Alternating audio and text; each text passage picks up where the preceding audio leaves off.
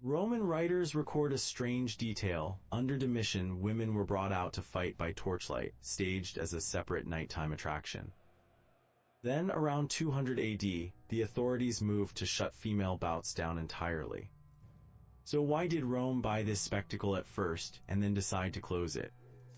Who profited from a woman in the sand, and why did she become a display the system could no longer afford?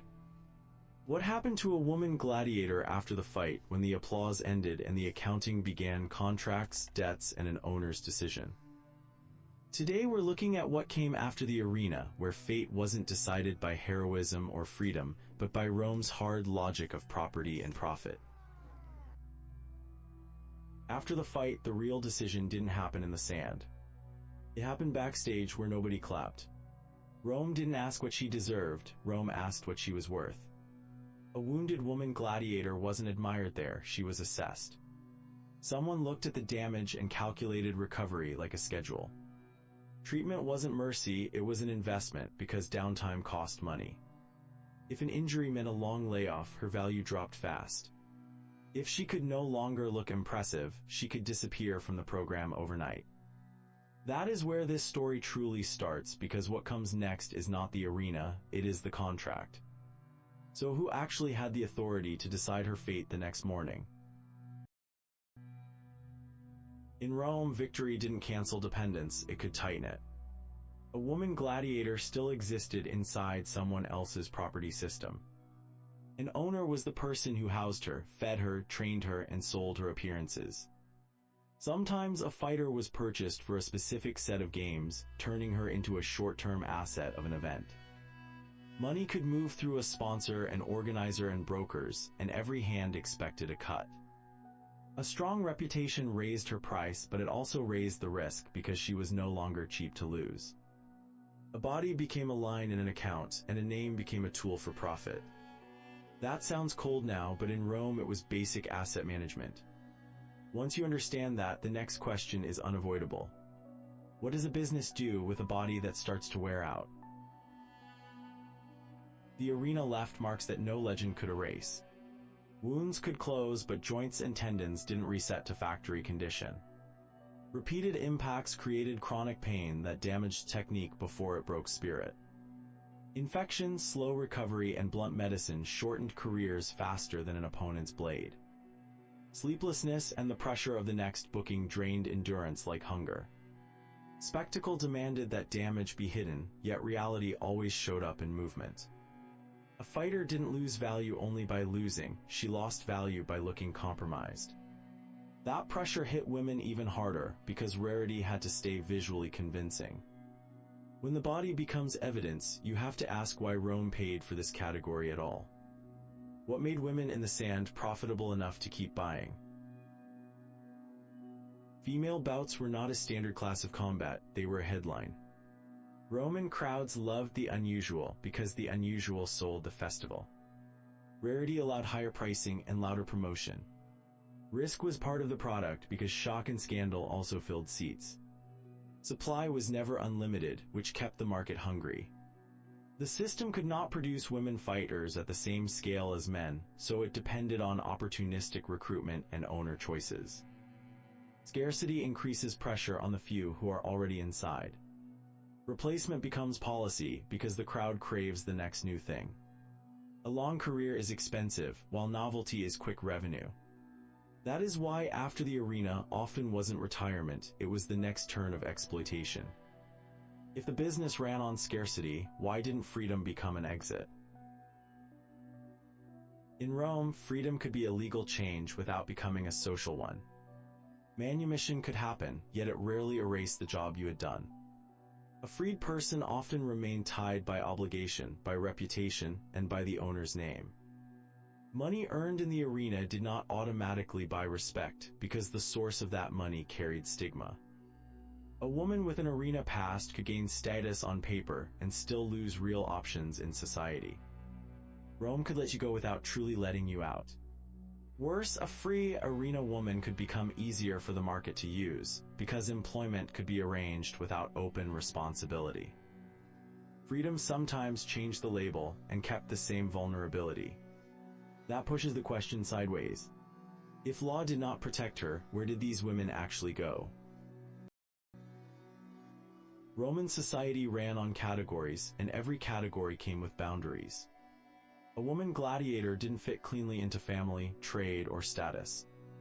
Her past made her visible, and in Rome, visibility could be more dangerous than poverty. A quiet life required money, protection, and silence was rarely free. Low-status work existed, but her body and reputation could be monetized there all over again. Entertainment and private display were obvious pathways, because crowds kept paying for the story even after the combat ended. Marriage was possible, yet it was unstable because rumor always traveled faster than truth. Leaving the city did not guarantee escape, because a reputation could move without you.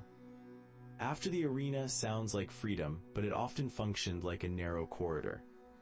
Once a system works that way, you can see why authority eventually tried to intervene. So what did a ban actually change? Roman bans rarely destroyed a market, they reshaped it. An emperor could restrict female bouts in public, but he could not erase demand for the unusual. Organizers could move what was controversial off the main stage and into private spaces.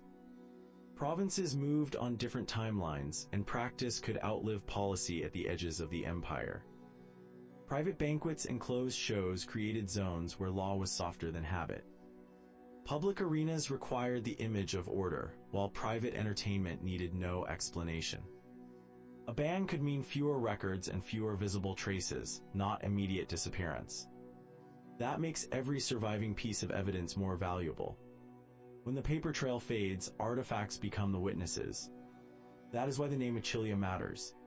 Why did her name survive at all? Stone in Rome was rarely just memory. A relief with named fighters suggests somebody paid for an image with social value. A piece like that could function as a trophy of a festival or a marker of access to a rare event. Names add status because they make the spectacle legible and repeatable. If the relief shows Amazon and Achillia, it frames them as a matched attraction, not a private biography. The artifact preserves the events, packaging more than the person's life. Rome was skilled at recording what could be displayed. Rome was less interested in recording what could not be used. That creates the central paradox of this sequel. How can a name outlive time when the life behind it disappears? Rome preserved what served power, taste, and public image. Lives from the lower world rarely received full narratives from elite writers. A woman gladiator could be famous in the moment and still be treated as unworthy of detailed record. She might be remembered as a program item, not as a person with a past and a future. Some names could be stage names chosen for effect, not legal identities, which complicates everything. Administrative records may have existed, but they were the kind that rarely survive centuries. The result is a strange set of remains. Stone tells you she was real, while texts behave like she barely existed. That is not a mystical mystery, it is how Roman memory worked. To read it correctly, you have to treat silence as evidence. So what does the silence actually mean? Silence does not always mean absence, it often means selection. Roman authors wrote for elites, and about what elites judged worth recording. A rare spectacle might appear as a quick note, a joke, or a scandal, not as a system. That framing can distort the facts because it filters them through taste and reputation. Inscriptions and images can be more honest in detail, yet they explain almost nothing. When text disappears, reconstruction depends on law, economics, and the logic of entertainment. Gaps turn history into an investigation, where every missing piece matters. That is where modern risk enters, not Roman risk. We tend to fill empty space with the story we want. So how did Achillia become something modern audiences keep reshaping? Modern audiences prefer clean roles and clear meanings. An artifact gives a name and an image, then imagination builds the rest. Museum labels, media retellings, and glossy reconstructions turn a short fact into a full biography. Scarcity of sources can make certainty easier to sell, because fewer documents exist to fight back. Achillia becomes a symbol because symbols are easier than Roman mechanics. Roman mechanics are contracts, ownership, scarcity, and controlled scandal. Once you accept that, the story changes shape. The honest question stops being praise or condemnation. The honest question becomes what we truly know and what we are projecting. That leads to the final test of this investigation. One fact remains solid: a woman fought and people paid to watch.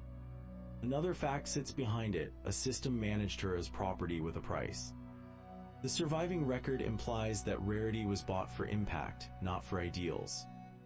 The documentary trail implies that fate after combat was decided by ownership and profit.